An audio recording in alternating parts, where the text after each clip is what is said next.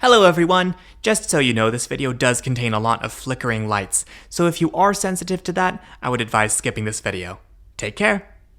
Today, I'm flying from New York to London for a base fare of less than $200.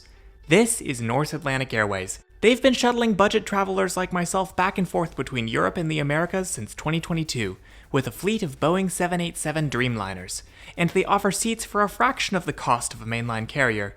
But here's the thing. Those low prices don't include seat selection, onboard food or beverages, or even overhead bin space. All of those cost extra. So with all the restrictions, is the Norse experience to Europe worth the money saved? The only way to find out is to go for a flight. Calcutta and I were visiting her sisters in Boston before my trip. So starting from New England, I took a train to a bus to a train to a train to a train into JFK Airport. This is the 6th busiest airport in the United States by passenger traffic, and London is one of its top international destinations, with no fewer than 28 daily flights in each direction between the two cities as of summer 2024. Norse Atlantic flies out of the relatively modest Terminal 7, where the check-in counter was a bit hard to find, tucked into a far corner of the landside area. It was here that I had to clear my backpack as a personal item, just in case I was trying to bring more on board than I was allowed. More about that later. Alright, all checked in. The line only took about 10 minutes, and the check-in process was very easy. Got my boarding pass, time to go through security and get on this plane. Alright, security was an absolute breeze. Made it through in about 15 minutes, and they were really accommodating about the insulin pump, which not every airport has been. Orlando. There was quite a lot going on airside, including an LOT flight boarding for Poland and the Silkway West 747 freighter hailing from Azerbaijan. The one plane I couldn't see was our own Norse Boeing 787. Seriously, this is the best shot I could get of it from the terminal. Then it was time to board. Heading down the jet bridge, I got a slightly better look at our bird before stepping onto it. Economy seats were arranged in a 3-3-3 configuration, with seatback entertainment screens, USB charging, fold-down tray tables, and dimmable windows. The IFE featured a decent selection of films, and it also included a shop feature, where I could buy the snacks, drinks, and expensive jewelry I needed for my flight, and even pay for an extra legroom or first-class upgrade if I wanted that. Once everyone was on board, we pushed back from the gate and began a long taxi around the airport. Seeing all these planes made me think about how extraordinarily connected our modern world is. I was about to make a transatlantic journey over just a few hours, a trip that would have taken my ancestors several days 100 years ago, and I was doing it, adjusted for inflation, for about 1/5 the cost of steerage class on the Titanic, which would have cost this peasant $1,000 in today's money. If you're enjoying this adventure, do consider subscribing, and if you are subscribed, consider joining my wonderful Patreon supporters who helped me get on this flight. We swung around onto the runway, and with the ghostly skyline of New York in the background, our engines revved up and we were off, passing a taxi lineup that seemed to keep getting smaller, before lifting off into the cloudy September evening. Long Island stretched before us until we reached the clouds and burst through, taking in the last bits of daylight. Norse Atlantic is only 2 years old operationally, but it didn't come out of nowhere. During the 2010s, low-cost carrier Norwegian began flying Boeing 787 Dreamliners between Europe and the Americas, through its subsidiaries Norwegian Long Haul and Norwegian UK. I flew the latter from Boston to London in 2019, my first solo international trip. But just a year later, COVID shut the world down, and by early 2021, Norwegian had permanently liquidated their long-haul operations. That same year, Norse Atlantic Airways was founded.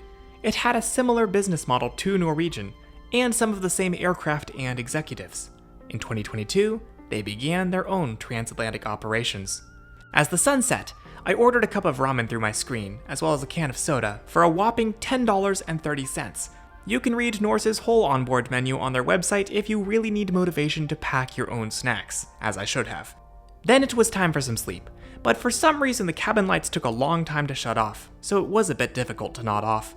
The crew didn't seem to be doing much, so why weren't they encouraging people to sleep on what was already a very short night thanks to the pesky rotation of the Earth? I did manage to sleep on and off for a bit, thanks in part to my flexible headrest, and my wonderful wife's AirPods that she loaned me. Seemingly minutes later, the crew came through with a second meal service just before the descent into London Gatwick Airport, then shut the lights off as we dropped through the darkness. Occasionally, rainbow patterns would phase through the cabin lights, which I thought looked quite cool. Apparently, this is a thing they do on Norse. So how much did I pay for this trip? Norse offers both economy and premium cabins. I chose an economy light ticket for $192, the lowest fare category. Now, since Norse is a low-cost carrier, my ticket only guaranteed me a seat and one personal item. This has to be able to go under the seat in front of you. I ended up just bringing my backpack from school. Carry-on bags were $45 each, and checked bags were $60 to $75, depending on weight. The first in-flight meal was $30, and the second another $20. In economy, seat selection ranged from $100 extra legroom seats and $60 preferred seats to $28 standard seats. I booked one of these for window views, along with $12 trip cancellation coverage, which I thankfully never needed. That brought my grand total to $232, which was great for me, but I'm not sure how the airline can make money from that. Oh wait, it actually reported a loss in the summer of 2024, and now it's having to expand into charter operations. Well then. Still, I think Norse and airlines of its vein are hugely important and necessary to the airline industry. As you just saw, flying Norse in economy isn't too terribly different from flying a legacy carrier. Granted, legacy carriers have the advantages of larger networks, more frequent schedules, bundled fares, airline alliances, advanced mileage programs, and better upper-class products. But when you're a grad student flying with money you make off of train videos on the internet, that stuff doesn't matter all that much. So choosing a similar experience with a much lower price tag is a no-brainer. Whether it's on short hops like Ryanair or Spirit, or over long distances like Norse, Iceland's Play Air, or AirAsia X, budget airlines open the sky and the world to so many more people, and that's really neat to see. So if you would like to fly Norse, I would say go for it. Just read up on what you'll have to pay extra for and plan around that. They're decent to fly with, and they're bringing Europe a lot closer to broke grad students. Just please do better than I did about remembering to bring snacks. Your wallet will thank you. Then it was a simple matter of taking a train to a train to a train.